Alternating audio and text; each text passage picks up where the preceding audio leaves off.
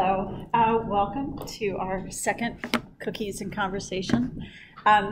So this one is all about how to do better after your first exam if you were unhappy with your performance. And we're not going to ask you how you performed or anything like that. We just want to give you guys some tips. All of us have taught either 150 or 160. We're not currently teaching it. We teach in the spring or alternate falls. So I am Dr. Schusler. I'm Dr. Ted. I'm Dr. Weefold. I teach in the 160. And, Dr. Keck and I teach 150. So I'm going to start off. What we're going to do is we're going to give you kind of an overview of things that we kind of think will help you all, and then we're going to open it up for questions and just kind of basic things that you guys want more information about. So here's what I tell my students. So I've taught 150. I've done this a million times. Students come into my office. They say, gosh, you know, I got a C. I really wanted an A. Here's my spiel. Here are the things that I tell them. The first thing I say is, if you don't change something, you're going to get a C again. And that's the real take-home thing is. You can't, they say the definition of madness is repeating the same thing over and over again and expecting a different result. You have to change something. And so before you leave this room today, you need to think about what it is you want to change and write it down and commit to it. That's one of the things. And so what are the different adjustments you can make, just as an overview? Okay, because there's a lot. You can actually adjust how you approach what you do in class. You can actually adjust how you approach homework that they might be giving you, because sometimes you don't approach homework in the way that maybe we as teachers think you should. And certainly you can change the way you study. And I'm going to focus a lot on that. I suspect a lot of us will, but you can ask us also about changes to what you might do in class or homework or something like that as well. So with studying, one of the things that I talk to my students about is the first thing I usually ask them is, how long did you study, right? Because sometimes there's pretty easy adjustments. If they tell me, well, I only studied for an hour the night before, then I'm like, oh, okay, well, you need to study more. That's a relatively easier fix. If they told me that they studied for hours and hours and hours, usually it means that you have to change the way you're studying.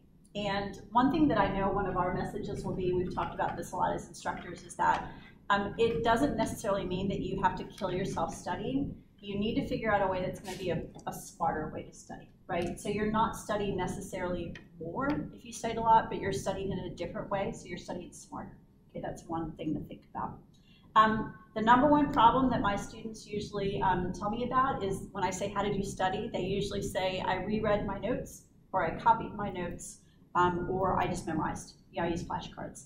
And usually what that means is that you're memorizing, or you're just writing the same words that the professor used. And one of the things, and I think Dr. Keck will talk about this, is that we don't actually write exam questions from exactly the same words that were in our notes. And so if you just memorize those exact words, the words on the exam are not going to look the same to you, and you're not going to know what it means because you just memorized our exact words. And that's something that one of the biggest study skill changes that you have to make is that you have to force your brain to reprocess the information, rewrite it in different words, study it in a different way. You have to put it in your own words and not the words of the professor. Otherwise, you're just mimicking. You're a parrot, essentially, is what you're doing. And I don't know, I've never had a parrot take my exam, but I'm assuming that they wouldn't do very well on it. So that's my opening words.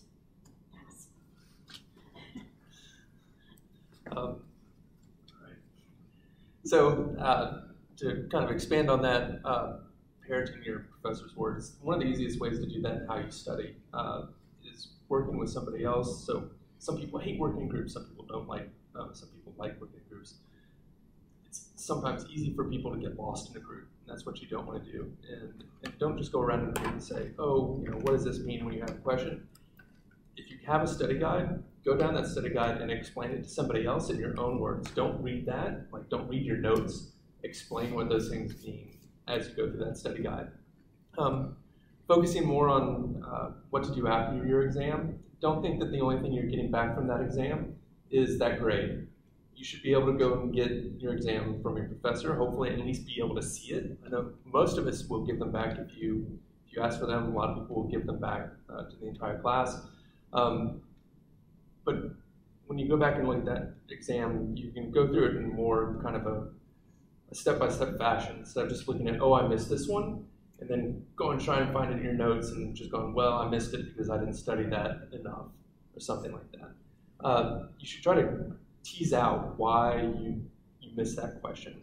So ask yourself, is this because I didn't understand the definition, or there's a word I didn't understand, it was worded, the way it was worded confused me, or you just know I didn't study this, it was just not on the study guide, or it was, it was just not in your realm of, I need to know this for the exam.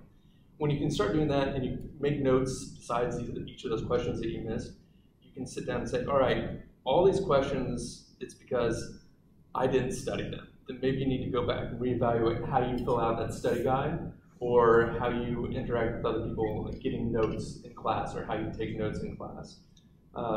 Again, if you say, I only studied an hour or two, then you might go back and say, well, maybe I need to spend more time studying.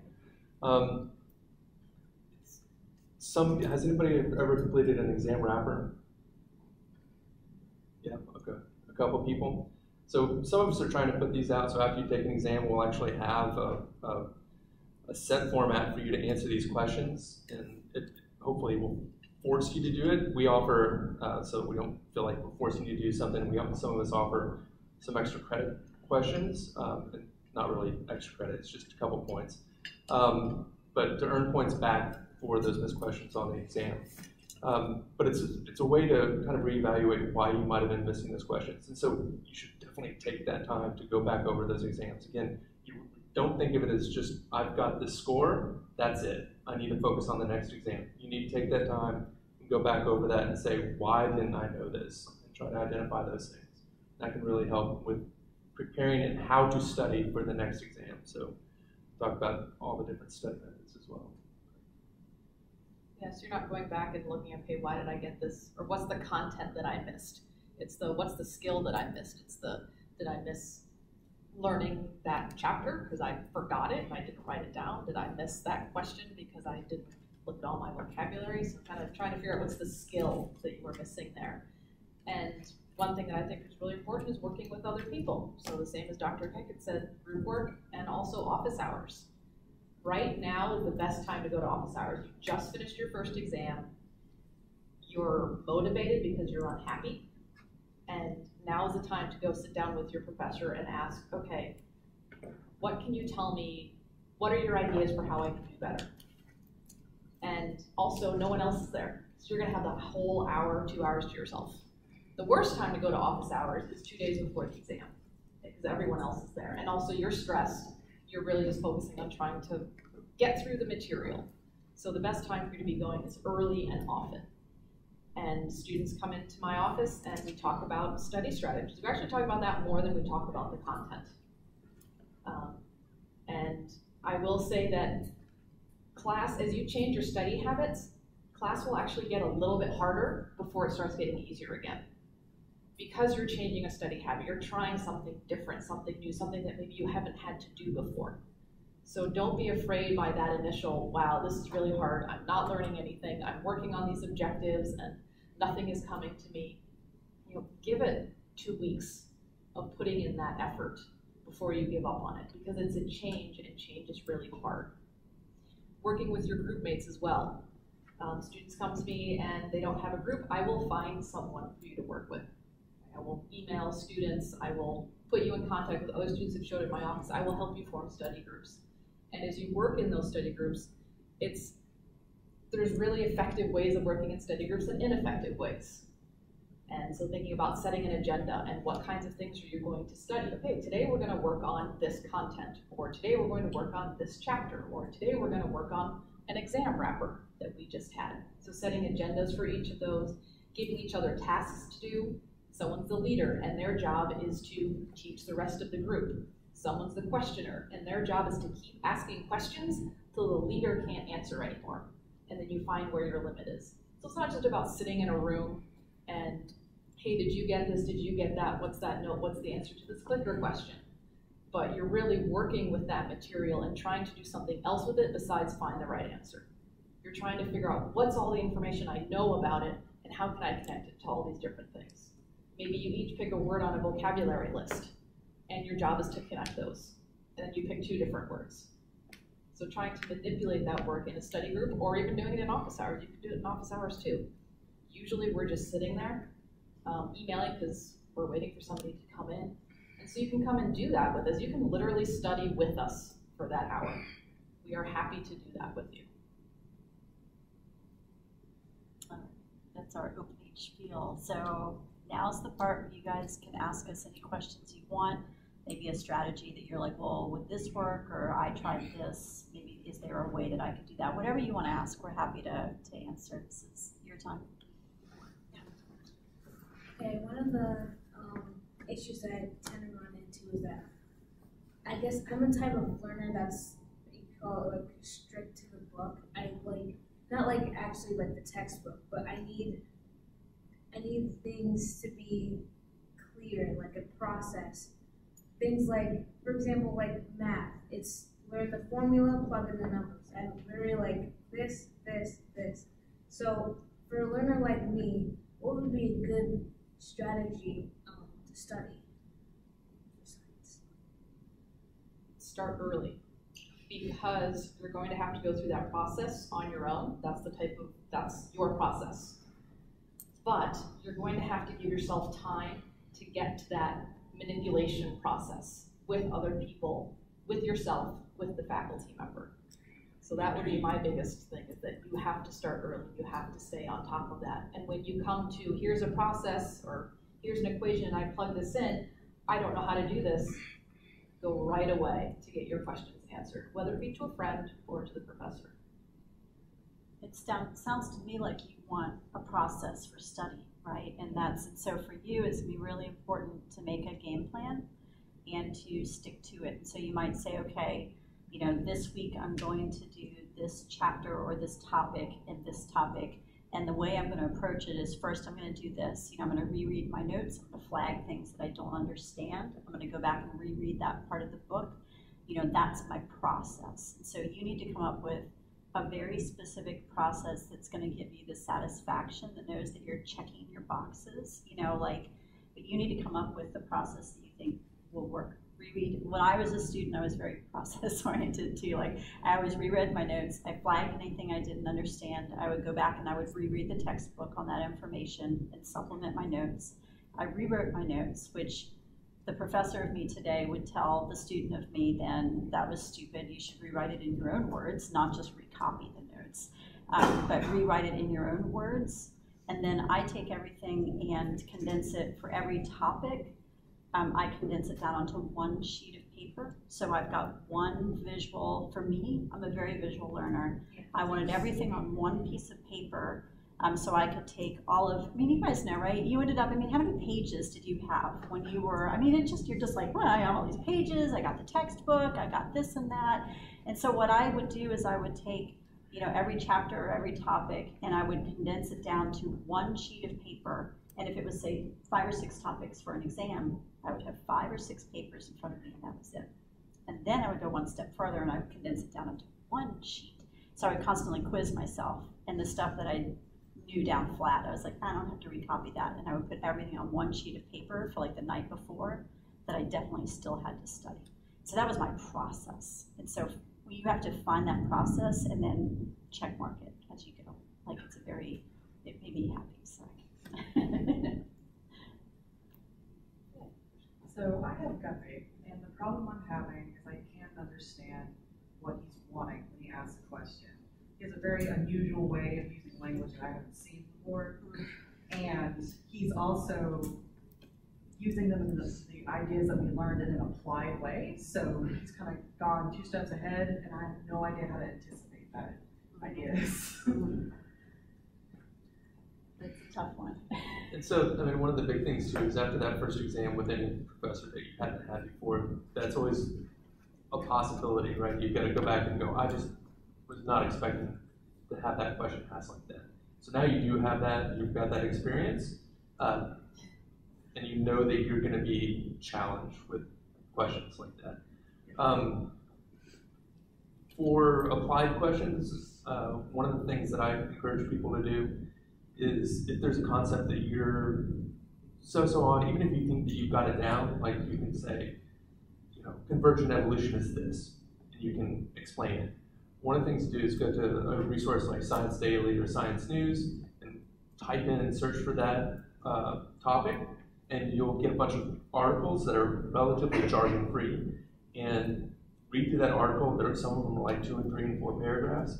Read through it and see if you can point out, this is structure and function. This is, flow of information pattern.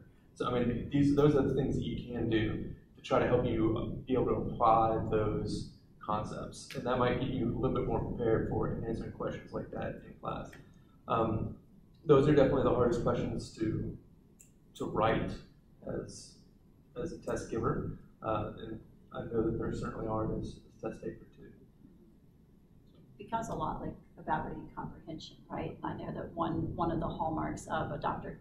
Guffey exam is a lot of words, right? That's just something, it's part of, I always tell my students that part of being a successful student is you have to get into the head of the professor a little bit, right? And so we talk a lot in my class about, think about how I write questions. What's a Dr. Schuster question look like? What's a Dr. Guffey question look like?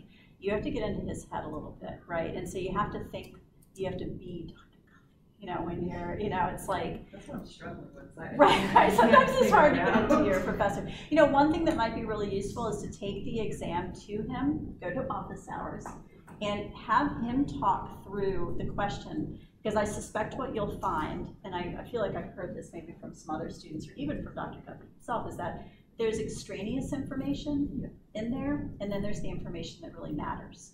And just having him talk you through that question might get you a little bit more expertise in understanding how he writes his questions, his process. Because then to underline certain things or to exit out and be like, that has nothing to do with this question, just exit out and underline only the things that matter, and it might turn out that the only part you really have to read is like the last sentence. And maybe that's just the key. So. Looking at the answers too, I think this applies to everybody, but especially Dr. Guffey. He and I write, I think our exams probably pretty similarly as far as the options, A, B, C, D, and E, is that I will put other information that is correct, but doesn't apply to the question, right? And that's a very, I think, a Dr. Guffey move.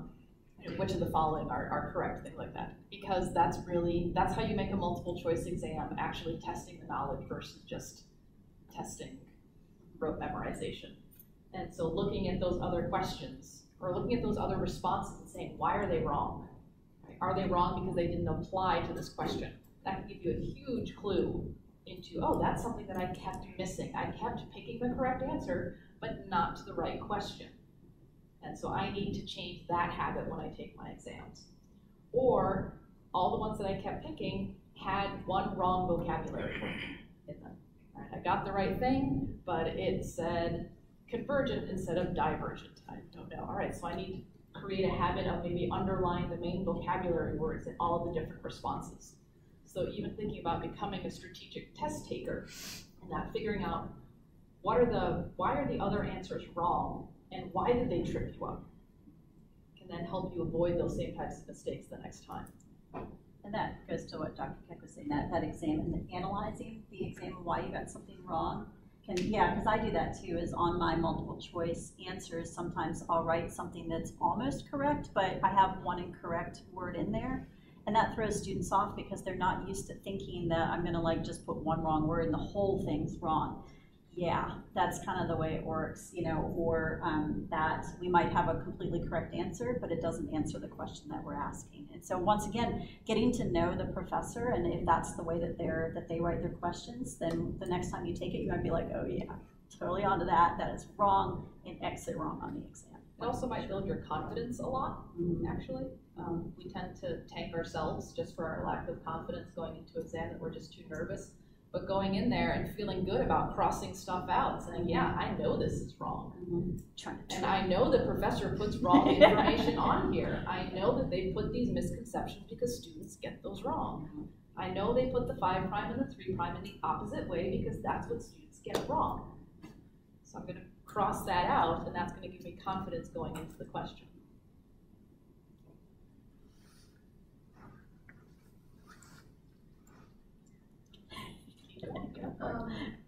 So I sometimes find myself either studying for like multiple hours and not getting as much done, or if I study for a short amount of time, it's not like long enough. So sometimes I study for a long time and I'm not getting enough information. I studied for a short time and it wasn't long enough to get the information. So in terms of like study length and what you should like get done within that time, what would you guys suggest? Good one. Early and often. That's it's just that after this first exam, the next lecture that you have, start rewriting your notes like that weekend. I mean, it might be too much to ask to do it after every lecture, but at least, you know, once during the weekend, redo it and spend 40 minutes. And one of the things that people run into, if you say that you're gonna spend 3 hours today studying this subject, an hour in, you're just like, really? You know, and you're defeating yourself. And so give yourself a reward. Say, I'm going to study for 40 minutes, and then I'm going to go do whatever is fun for you for 20 minutes or whatever. Break it up like that, or even better, try to break it up between days. And yeah, you're not going to complete that. You might be halfway through like a certain topic, but if you keep pushing, you're going to wear yourself out. And it's just, if you can be diligent enough to study early and try to get those things and spend 40 minutes here, 40 minutes there, it's a lot easier for a lot of people. I mean, that's one thing that really helped me and tends to help a lot of students. And it's never going to be one thing. And I think we've all kind of intoned this or tried to. That don't give up when something doesn't work right away. Keep trying it and try multiple things. Don't do so many things that you're completely, everything's new, but slowly introduce new things, new ways to study, and figure out kind of what works for you, because the things that work for you may not work for somebody else, and for different topics as well. There's a lot of research, so the people in psychology are amazing because they do research on how students learn, right? And one of the things that I know I've read is that the reason that cramming doesn't work is because you do only have a certain attention span, right? We don't like to acknowledge it, but we really can't do 8 hours straight overnight of studying and expect to retain anything. You're supposed to, the optimal studying is to do small bits where you do maybe 15 or 20 minutes. So you choose a topic, you say, I'm gonna study this for 15 or 20 minutes. You close it, you quiz yourself. You say, okay, what do I remember about that? Maybe you try to rewrite as much as you can remember. You take a little break, and then you go back. And so you only do little 15 or 20 minute chunks, quiz yourself, take a little break, 15, 20 minute chunks. They've even done research that studying and taking little naps, study, take a little nap, study, take a little nap. There's something about napping that's magical, and it actually puts stuff into your head in a way that actually, I guess, when you're sleeping, you actually do think and dream about the material. But that is actually supposed to help as well. Unfortunately, I can only take 2 or 3 hour naps. That does not work for me very well. If you're like a power napper, if you're a 10-minute napper, then that's fantastic. That never worked for me. But taking the little those little small chunks, break small chunks, test your knowledge. That's supposed to be what I've read. And the official university policy is, for every credit hour, you're supposed to spend 3 hours studying. So it's a 3-credit class. So that's 9 hours a week that you should be spending outside of class. Some weeks that's going to happen, some weeks it's not. Right before the exam, it might go up a little bit, it might go down, just average. But the idea, and this is something that I didn't understand in undergraduate, I didn't figure this out. That in high school, I went to biology class 5 days a week for an hour or 2 hours. Whereas in college, I went twice a week for 50 minutes. And as a high school student, so that was 5 hours every single day of the week, September through May, or September through June, sorry, actually. And so here I'm doing the same amount of work in a fifth of the time, because I'm only going to class twice a week for 50 minutes and for 3 months. And I never computed that time difference, that I need to put in that September through June amount of time, but now I need to do it in 3 months, and I need to do it. It's not going to happen in the classroom, and I did not figure that out. I took organic chemistry as a continuing ed student, and there I figured it out. I went home after lecture, and what Dr. Schuster was saying, I had my notes from class, I had the study guide from the professor, I had the book, I was taking one class at a time, so this was much easier, and then I would basically rewrite new notes from those 3 resources. And I rocked Orgo. I mean, I could have graduated with a 4.0 from undergrad had I done this on a regular basis, but I didn't understand that. I don't think I knew it, and if somebody had told me, I don't know if I really would have believed them. I go to class, and that's what you're supposed to do. I didn't kind of calculate those hours, but I still need to put in the same amount of hours. So what, like, study methods do you recommend? Like, when you're studying, what methods do you recommend to quiz yourself? Because people say, like, just write everything that you know down. But, like, so what do y'all recommend? I think we probably should each give, because I bet we each have different things.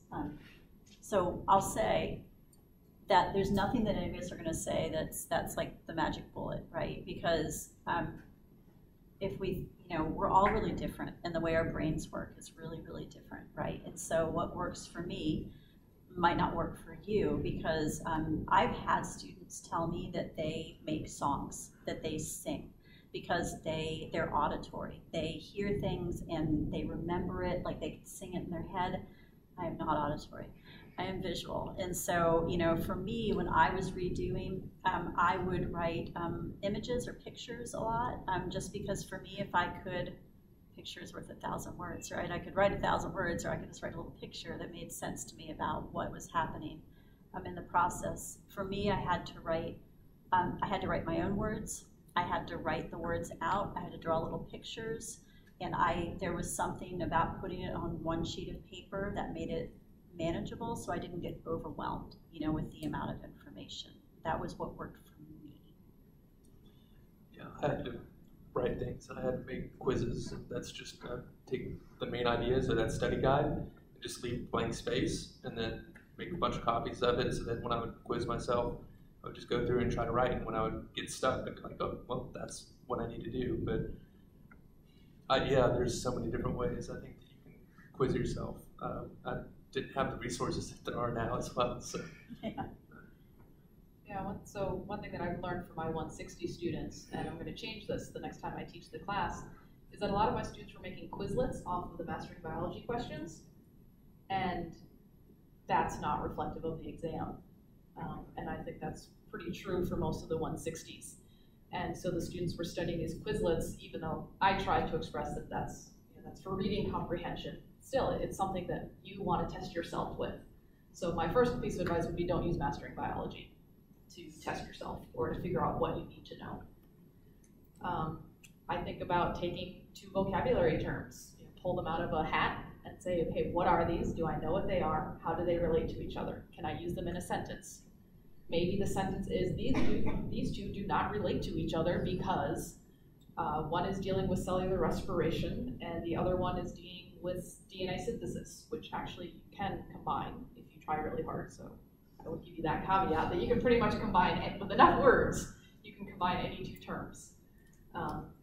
So pulling out these vocabulary words, and if you find yourself, you're putting cellular respiration aside, so I can't, combine that to something. I'm putting ATP aside, and I can't combine that to something. Oh, geez, I'm putting mitochondria aside. So you can look at that pile of, I don't know what to do with this, and you can start to see, wow, I really need to look at energy and understand how that's working. But all of my DNA synthesis words, I've got those and I'm connecting those. Okay, that's a place where I don't have to focus as much energy. Study groups. Study groups are really good. If you think about assigning tasks, maybe one person's task is to just generate questions. You've now had your first exam. You know that Dr. Guffey likes to ask which of the following is not true about convergent evolution. So you can use that same prompt. Which of the following is not true about niches? I need a word here.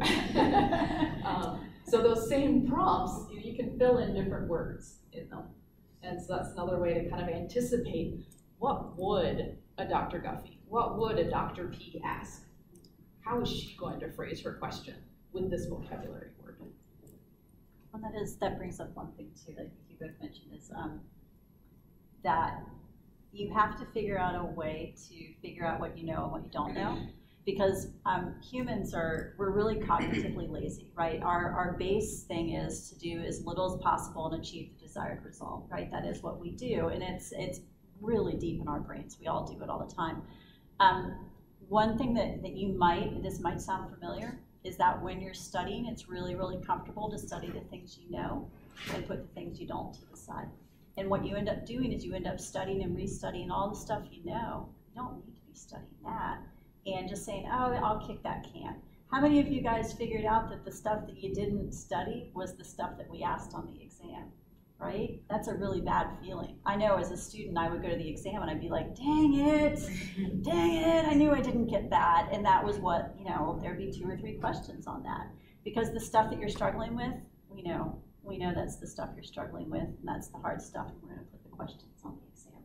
And so force yourself to write off, like what's the stuff I absolutely know, I don't need to restudy it, and what's the stuff I do not know, and force yourself to study the stuff you don't know. It's the hardest part, it really is. It sticks.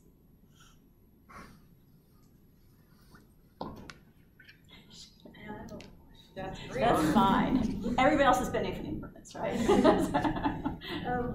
As teachers, when you guys like come together and you make these exams, what are you expecting, like, from the student? I guess, like, you want to know if we laugh, like, whoa, right? I'm like sitting behind the test, like, oh, they're never gonna get this one. Gotta put it on there.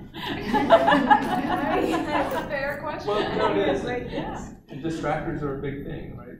Your alternative answers, or we can put a lot of effort into those. So, because we don't want it just to be, if I ask about convergent evolution and then 3 of the answers are something about, protein synthesis. I mean, if they're very obviously not the correct answer, that's not what we want to do. If you see one of those, it's like a rare gimme. And every now and then, we'll put one in. But most of the time, they're answers that are believable and that sound like they could fit, or it's something, it's about another topic. And so we put those in and so we know that you really know this information. So, and I mean, we don't generally get together and make up the exams. We'll talk about ways to give exams, but we all kind of have our own independent and kind of different ways of writing questions. And so that's, like I said at the beginning, it's, that first exam is often the harder one because you don't know necessarily how people ask questions. I think that's definitely true. Like, we do get a certain amount of joy out of writing a question that we consider a really good question in the sense, to me, a good question is a question that is clear what I'm asking for. I really try hard not to make the questions difficult to even interpret the verbiage of or something like that. We mess up sometimes, and sometimes we will put words on or things that are not familiar. Always ask your professor to raise your hand in the middle of the exam if there's a word or something on there that you're not sure about. If we can't tell you, we'll say, oh no, I'm sorry, I can't tell you. But if we realize we need to define something, we will always say, okay, yeah, sorry, that was, always, if you're confused, always raise your hand. But we try to make them really clear, but also, and that is kind of the devilish kind of part where you're like, okay, I want to test and I want to make sure that I can distinguish their knowledge, that I know that they know this information separate from this information, right? And so, yeah, you'll put stuff that you think is that students will confuse, that'll be easily, and so it's not going to be obvious things, it's going to be near misses. And that's the hard part. Students will tell me, well, I got it down to 2, right? That's the worst.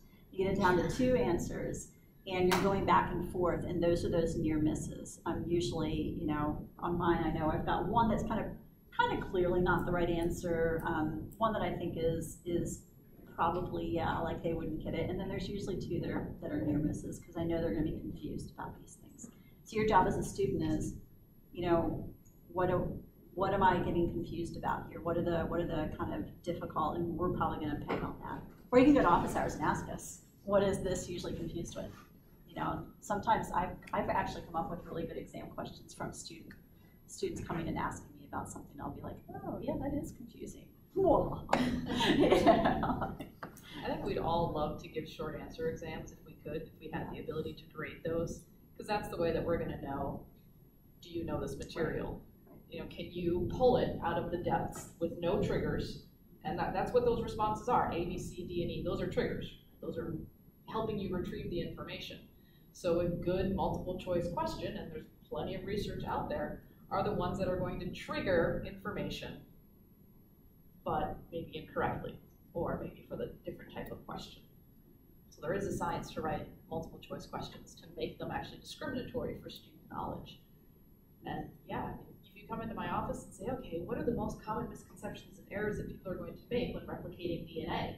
Well, if we have that, well, I mean, as long as it's not as you were working on the question and the exam, I'll tell you.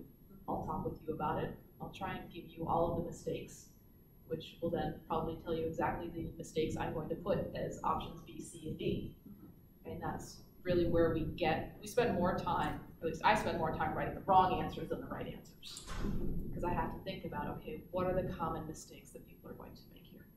So thinking about a test-taking strategy, especially for questions that are problem solving, like calculating heritability, or population sizes, or looking at allele frequencies, those are all the same things. Answer the question first and then look at your options. Read the prompt, think about it, Cover the answers. retrieve your own knowledge, figure it out, and then look at your answers. Don't rely on the answers to help you figure out which one is right. Figure it out yourself first. I have a certain number of students I give that exact, and I let them bring a blank sheet of paper with them, and they show me that it's blank, and they will use it to cover up the answers. Because just as you said, 3 of those 4 answers are wrong answers, right? And so if you go and you immediately read the prompt, the stem of the question, and then you immediately read the answers, 3 of them are wrong. You went into it knowing, like you start to read it and you're like, oh, okay, and then you read these 3 wrong answers and all of a sudden you're just hopelessly confused, right? You thought you knew it, and by the time you get to the end of the question, you're just like, oh, wow. Cover the answers, and I tell my students, cover the answers, read the question, write anything you need to off to the side that has to do with that topic. Think about what you think the answer is, and then read them. Like, don't look at those answers, because those wrong answers are going to look fantastic. Yeah. They're going to look really good.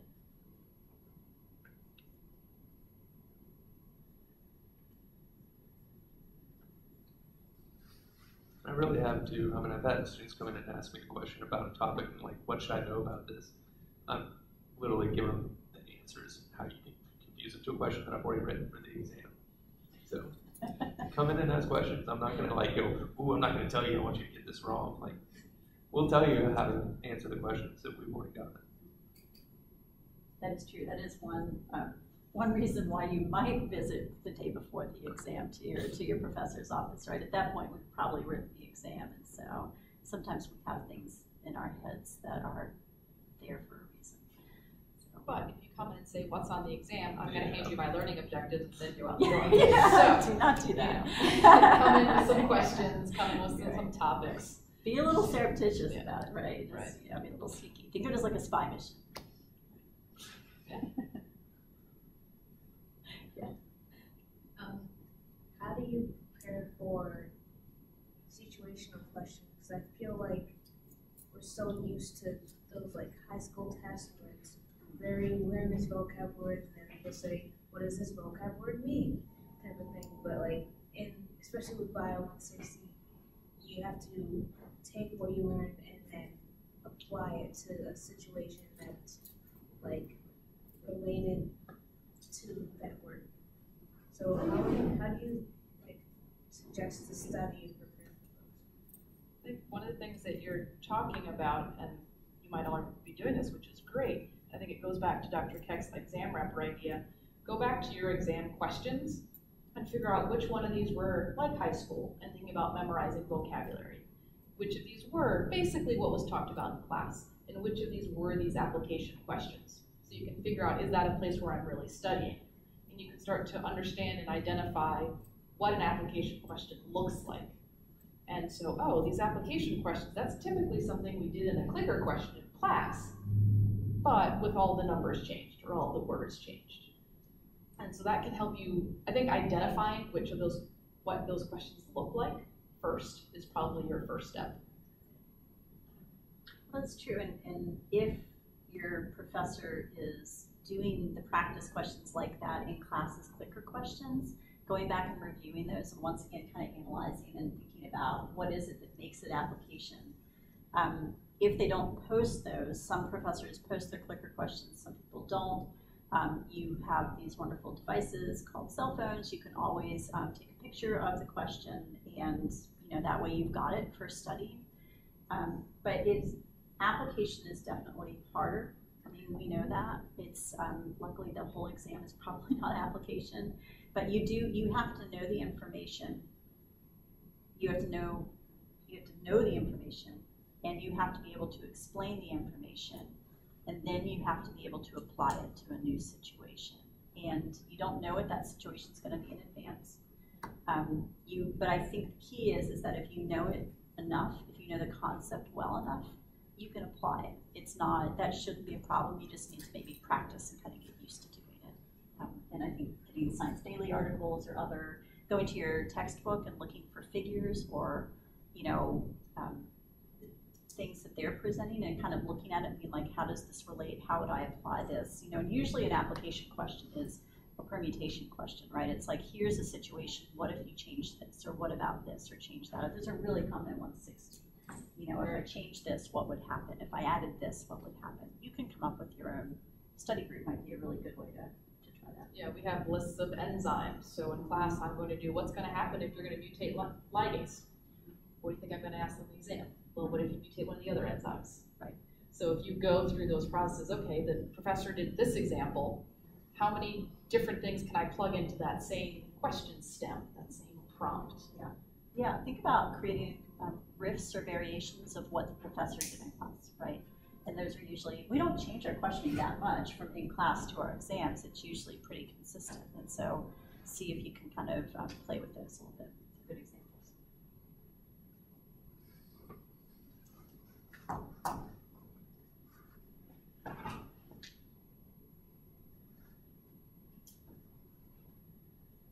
Should we take a break to copy your phone and write it down?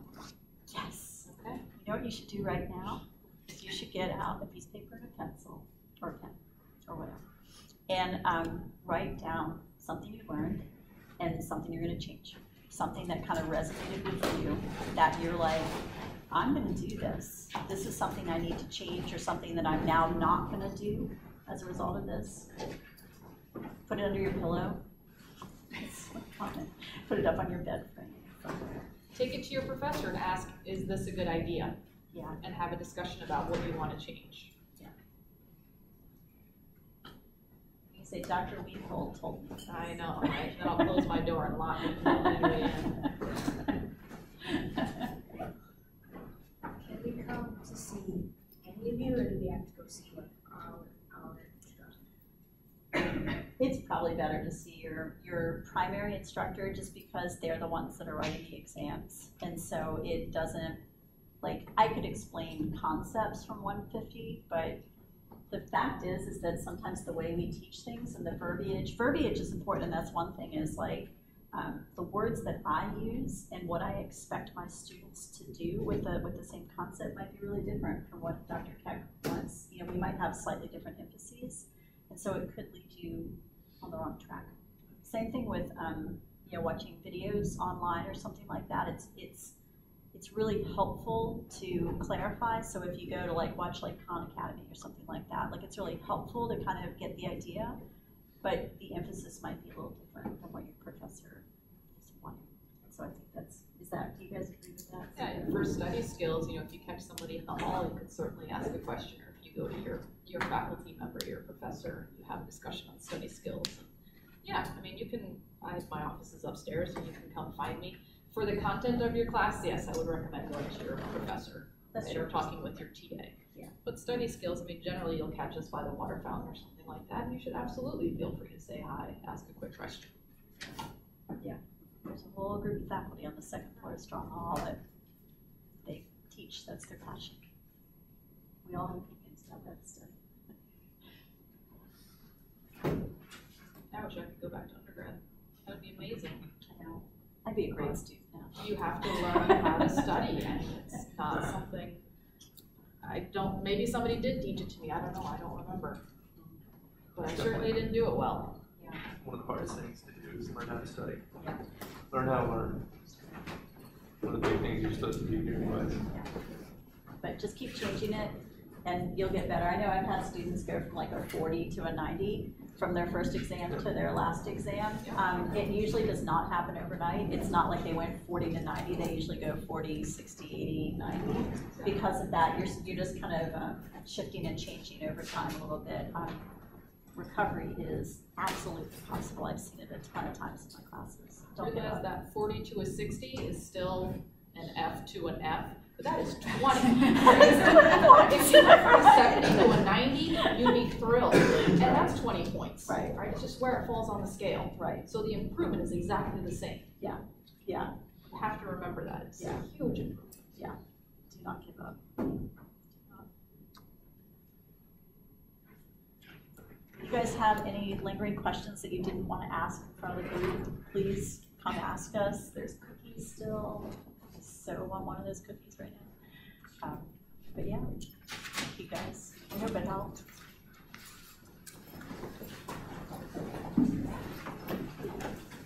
Thank you guys. Yeah, thank you for your questions.